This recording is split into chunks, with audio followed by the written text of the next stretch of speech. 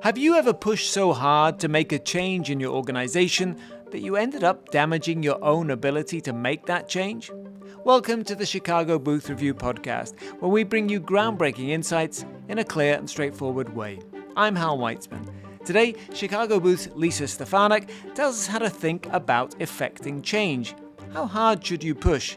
And when can you know if you've gone too far? Lisa Stefanac, welcome back to the Chicago Booth Review podcast. Yay, thank you. We wanted to have you here to talk about making change. Classic management topic, right? And making change always involves some trade-offs. You know, how much change can you make without upsetting people, throwing things off course? So I'm interested, how can you think big but also get stuff done? There are trade-offs there. Talk to us about the trade-offs that you face when trying to make change. Sure. So change is something that is uncomfortable. And so the first trade-off right away is when people become uncomfortable, I would say that performance and actual getting things done start to fall by the wayside a bit. In the way that you can manage making that change happen, it might actually affect it more or less. But that would be the first trade-off, is that because change makes folks uncomfortable, it's important to be ready for a bit of a trail off in performance or getting things done. The second trade-off that I could see is that in the process of making change, it can actually take months, years even, depending on the change that you're trying to have happen. And so too often there is this quick fix or trying to make a quick change when in fact that is actually going to probably derail it or end it in not being as effective. And so the trade-off of recognizing the amount of time that it's going to take to see a change through to the end, that's important to just keep in mind as you're about to embark on it. Does that mean that you should have a bigger change in mind, but break it down into smaller chunks? Always when there's a big change in mind, you need to break it down into smaller chunks. Thinking about that time, a few years ago when the Black Lives Matter movement was big and was very much in the headlines, and lots of companies said, yes, we need to be more diverse. And then now, whatever it is, 5 years later, some have made that change, but not that many. And so one of the reasons I'm guessing is because they set a goal that was really big and vague, without being practical about what that would actually mean along the way. What you're speaking of is sometimes considered kind of lip service of going along with change. Maybe they that didn't has care. been. Right. Well, it's less about maybe they didn't care, but maybe this isn't the time to do it, or that it's too complex of a change that might be being asked. That oftentimes it takes a leader that understands how to navigate change, how to lead through change, to actually make change happen. So it might have been the desire was there. It just the skill set to be able to push that through or make it happen. And then the last thing too is, as we know, since you've just mentioned Black Lives Matter, is that there's been mandates and change from external source, particularly government, around not going in that direction. And so there can be this push-pull, and that can impact, again, external influence. Okay, so let's tell us. I know you have a framework that you call the risk, of course. So that's what we hear. We're all at Booth. We're all about the frameworks. Yes. So tell us about your risk box and how it might help. Yes. So I have a risk box that helps to describe specifically the choice points that you have when it comes to making change. And so this risk box is around just understanding where are you in the process of taking a risk. As I mentioned earlier, making change happen is uncomfortable, and hopefully it's uncomfortable both for yourself, but also then it's going to be uncomfortable for those that you're putting people through the change. This risk box comes from the work of Dr. Ronald Heifetz at the Kennedy School of Government, who I often quote because I adore his adaptive leadership work, but is in the world of adaptive leadership. And what I mean by adaptive leadership is that there's adaptive change work that does not have one right, easy answer. And then there's technical challenge. And that usually has one right answer. Maybe it's not easy at first, but that there is one right way to do it. So I'll talk about that in a moment. But this comes from the work of Dr. Ron Heifetz. So think about moving in the direction of getting the work done and making the change happen. And what I want to suggest with the risk box is it is as it sounds. There's a box. It's being in the box. Right in the center is point one. Point one is playing it safe. as in not trying to make any change happen. You're playing by the rules of what often mindlessly you're being, conforming to the rules of the organization that you're a part of. Then you start getting into point 2 in the risk box. You're still in the box, but you're moving toward the edge. And and in that space, you're starting to acknowledge, oh, I see the rules of the game, and now I'm going to stretch within the rules of the game. So now I'm conforming still, but I'm conforming mindfully. I'm choosing the conforming. And now we get into point 3. Point 3 of the risk box is right at the edge of the box of your organization of what is usually done and what is not done. And so now we're at the edge, and at the edge, you start to test limits. This might be where you start talking about a change, you start even implementing a small little pilot for a change, and that testing of limits, it's risky because now you're influencing moderately within the system, and you might start to become known in the system. It starts to take notice of you.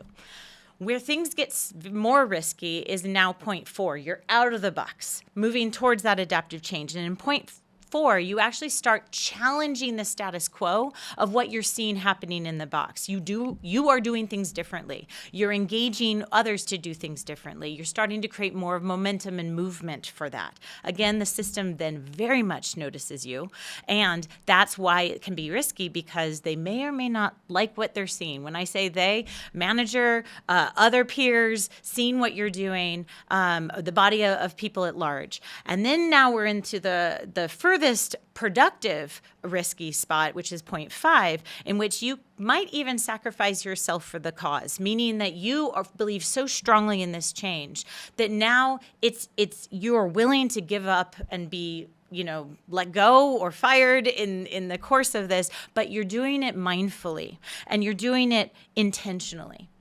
Now, the last point on the risk box is actually furthest from the actual work of adaptive change. So we're on the other side of the box, meaning further down the line where it is not productive work. And this is the point 6, and this is where you go into acting impulsively. And when you act impulsively, then usually, your behavior gets erratic, your behavior feels unsafe, and usually it causes irreversible damage, sometimes irreparable damage, and usually an organization spits you out at that point. Okay, so that you've described the box, and yes. So it's normally people like to say they think outside the box, but in this case, maybe that's not necessarily always a good thing to do. We're talking about a different kind of box.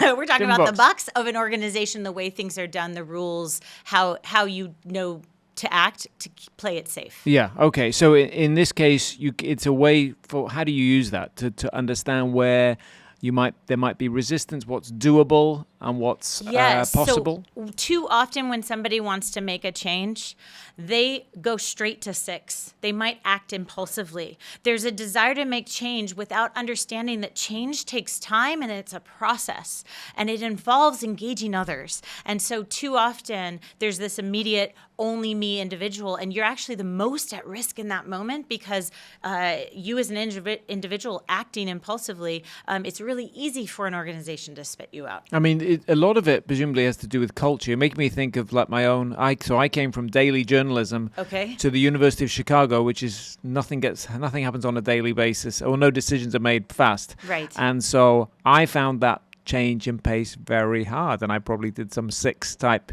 behavior and upset people along the way as I was trying to set up Chicago Booth Review. I don't know your exact story, but yes, it sounds like it happened. Might have. Yeah, it's usually a reaction to the change, either your change in that case where you went into a new environment and it was so different from the other, and you wanted it to be back to the original environment. Well, I'm wondering if I would have been more effective if I'd spent some time listening and learning first, rather than trying to make change from day one. Correct. And just trying to understand what was doable and what would happen in a smoother way. Asking the what ifs is a great way to get started in what if this change could happen, right? That's because it's open to influence and it's opening up to hear what people would say in response. Okay. It was still Levi's, is that correct? Yeah, it was on Levi's. Okay. Mm-hmm. All right, you and I have talked about, Lisa, how this works in the real world. But before we get to the real world, or we'll get to the fictionalization of the real world, because it's based on a true story. Think of the movie Jerry Maguire, and I know You think about like the change that he was trying to bring to his industry, and maybe went a little bit outside the box in a not productive way. Tell us about how you read that. Yes. So if anyone has not watched the movie, this is a sports manager, a part of a sports agency that managed high-profile athletes.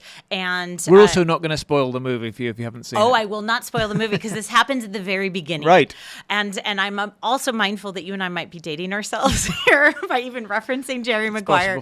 But it's a great movie to watch. It's now a classic, though. It's a classic. So there's a moment at the very beginning in the movie that Jerry Maguire, played by Tom Cruise, says or starts to have a what if moment for himself where he sees a way to retranslate the way sports management is done. And he writes a manifesto in one night. He then prints it out, distributes it in everybody's mailboxes. Again, dating ourselves, doesn't even have email back then. and just is sitting so happily in the morning wondering, oh, see, everyone's going to champion me. And he wakes up and he gets fired. So it was a moment of the system wasn't ready for that big of a burst of idea and this is the way it should be kind of statement. So he got ousted from his business. So that is a fictional example. Would it help to also share a real life example? Yes, please. So one of these moments, I'm not sure, it was probably about 3 or 4 years ago, through Levi's. A woman named Jennifer Say, she was the global brand president at Levi's at the time, so a very senior position. It was a few years ago because it was at the time of COVID. And she ended up resigning. However, she did say she was forced out after publicly disagreeing with the company's stance on school closures regarding the COVID protocols during the pandemic. So in that moment, she ended up through that very public disagreement, that was a moment of her trying to make change happen and not agreeing to the policy of what Levi's was adhering to. And it cost her her job. She was pushed out, as she named, and she ended up resigning, and she eschewed I believe, $1 million settlement agreement for her to not talk about this. And she wanted to talk about it to say even more so, what had happened. One could say, wow, that's in a sense a champion in the space of trying to make change happen. However, she didn't make any change happen. She was vocal, and it certainly was an important voice in the mix of this conversation about what one should do as a leader when it comes to COVID and the policies that were coming out, and do you follow them or not from the government. And at the same time, the way she went about it, unfortunately, lost her not only her job, but also lost $1 million as a settlement. Okay, Lisa Stefanac, in the first half we talked about your risk box, or the risk box that you use. You talked us through it and then gave us some examples from Jerry Maguire and Levi's of people maybe going a little bit too beyond the box. So they were great champions of change, but they didn't actually achieve what they wanted to achieve. And with the Levi's example, the person was let go and hadn't actually affected the change that she wanted to make. What would have worked in that case, do you think? So in the case of any kind of big change you're trying to make, one of the very first things to do to make change happen, one is to check to see, first, is this the time? And how do you know if this is the time for the change to happen? You start talking to people. You start, and this would be probably point 3 on the risk box, where you're at the edge and you're starting to now influence moderately and understanding that there might be dissent, there might be pushback and challenge. And what too often happens in the change process and leading change is that resistance gets ignored. Resistance actually can be one of your greatest allies over time, because what resistance does is it tells you feedback. It gives you feedback on where this proposal might not actually work, and then you can adjust. Then you can shift it or speak about it differently, or then maybe the messaging is not the way it needs to be, et cetera. So the resistance, reading the resistance, is actually one of the biggest skill sets that you need to engage as a change leader. The other thing to do is you want to bring in allies sooner. In fact, allies become part of what creates the momentum of the change process. So bringing in allies, and it also reduces risk, because when you have allies, then you share the risk of the change you're wanting to implement. And so it's important to also engage allies. So engage allies and also read the resistance and engage the resistance. The other piece around resistance I wanted to name is that resistance actually, sometimes people just need to vent and be upset with the change, because discomfort is hard, and most people want to move away from discomfort. So sometimes that venting is part of the process. And so understanding and being able to read the resistance, is this feedback I need to hear, or is this venting that needs to happen, and let me listen to it and engage it in that way. I guess you've talked there about how to make big change, and how you might in this case of Levi's, how this person might have done things differently. But how do you get a sense of what change is actually possible? Like, what is going to be possible, what's going to be impossible, or just a very high effort and not worth it? Well, again, it's recognizing and respecting the amount of change that you might be wanting to engage, and being able to read correctly, is this big change or is this smaller incremental change? If it's the smaller incremental change, then it's a matter of, do I have the energy, the resource, and can I start this process of engaging allies and getting them on board, creating momentum? How you know that a change is really taking root is when the momentum is clear, that it's not just your voice speaking the change, you start hearing it spoken elsewhere. And there are champions of change that'll happen in an organization. And that's the most exciting part, is when your message is being spoken by others on their own, to each other. So that's a moment to know if this is actually working. But to really read the difference between the smaller incremental change that you're doing, and if you're looking to make a really big change, you've got to start off small and start to stage it and be very deliberate in the planning. One of the greatest things about, if you think in history of changes, you look at the civil rights movement back in the 1960s, this was not just erratically happening.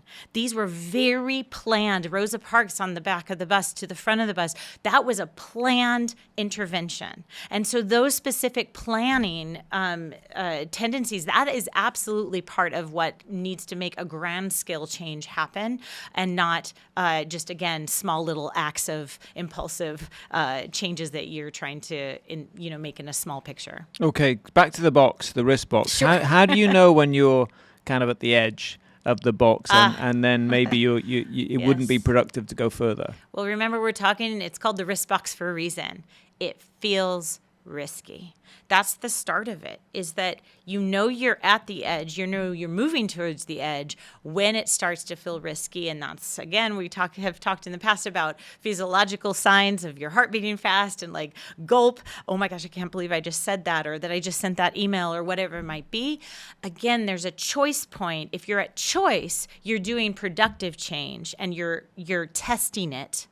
If you're not at choice and you're just reacting, that's where it gets into that 0.6 on the wrist box, where it's impulsive acting. So that one usually pops you into a more hyper state, versus effective change and choiceful edge risk taking is going to feel risky, but feel doable, because you bit off of smaller portion. And you've set it up. You've Correct. you've got a runway there. And you're there to receive feedback, and you're open to the feedback process. You know that response and engagement is actually part of the change process. Okay.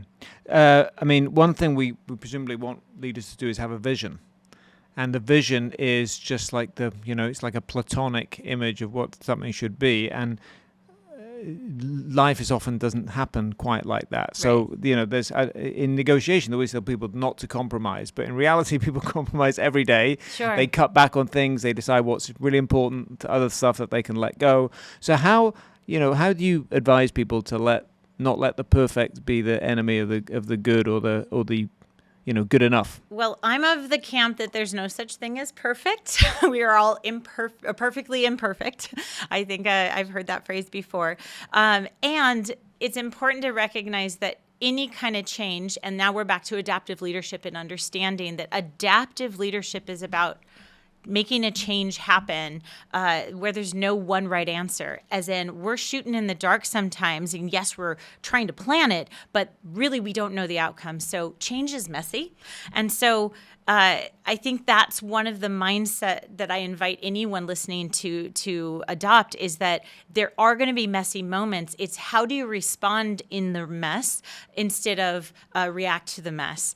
The mess is happening, and are you willing to be uncomfortable? And I even will say to my clients, this is the territory of being comfortable with being uncomfortable. That's what we're trying to cultivate. Yeah, I mean, when we were prepping for this podcast, you talked to me a lot about holding tension. Yes. What is holding tension? Why is it important? Okay. So, yeah, we talked about this. I think, and I started off by sharing, if you think of two tectonic plates, if we just look at the earth and how when change happens on the earth, it starts with tension between two tectonic plates. And eventually with that much more tension, there's resolve. And now we have new earth growth, et cetera. It's happening in Hawaii right now.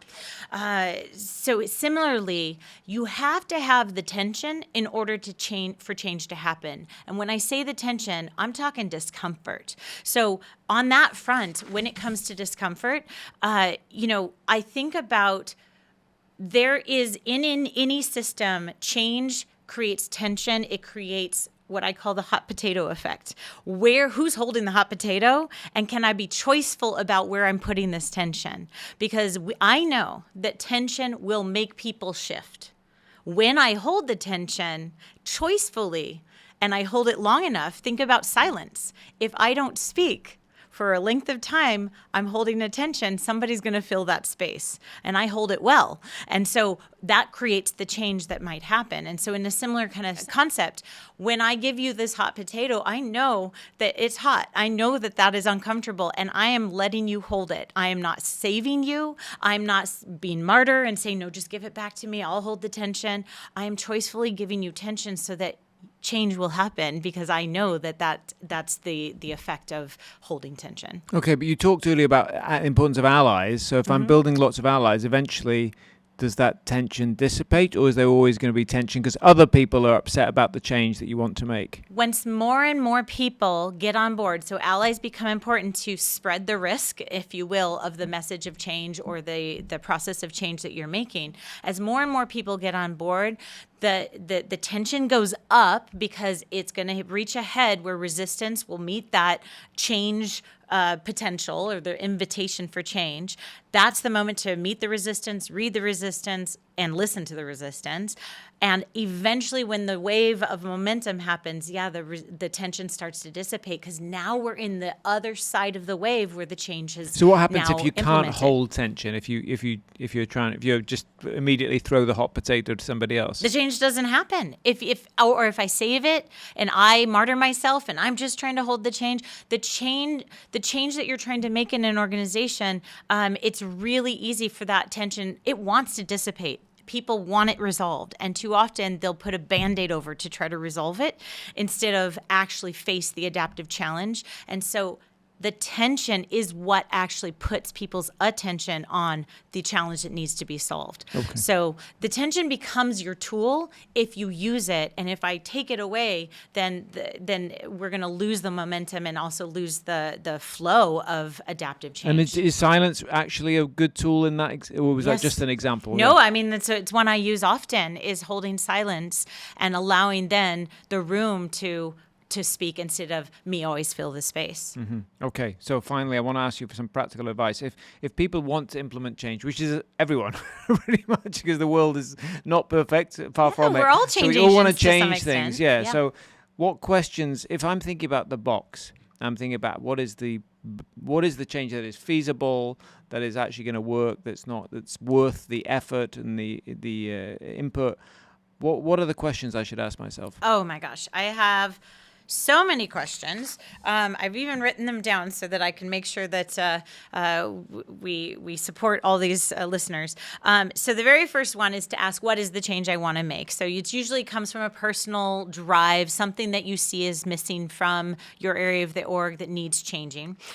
So ask what I want to initiate. And then importantly, because you're part of a business, what is it about this change that really matters to me? and is a high priority for the organization and business. That second part is really important, because if I only have it being important to me, then I'm going to be less effective and not speak to the need that's also in the organization. If successful, comes the next question, what will be the impact of this on the performance? If successful, what will be the impact on the performance or success of my leadership, my team, and my business, is the next question to ask. Another question, if successful, what will be the impact on my stakeholders' interests? All of this is important to be thinking through before you even start to experiment and even try to ask others, what do you think about this change? Then the next question, what aspects of my leadership will I need to develop in order to rise to the change that I'm asking for? That's a personal change. I need to be able to also make the changes that are necessary in me and my leadership in order to, it's not just others have to change, what also needs to change in me? And then the final question, what requests do I have of my leaders and peers so that I have enough room to grow and feel that they are supporting me? So what requests do I have of them? What do I need from them in order to, and this is now the start of the allyship conversation. So that's what I would encourage. I would then also encourage somebody who wants to make change happen to put it in a question form. And that's where we get creative of like, what if?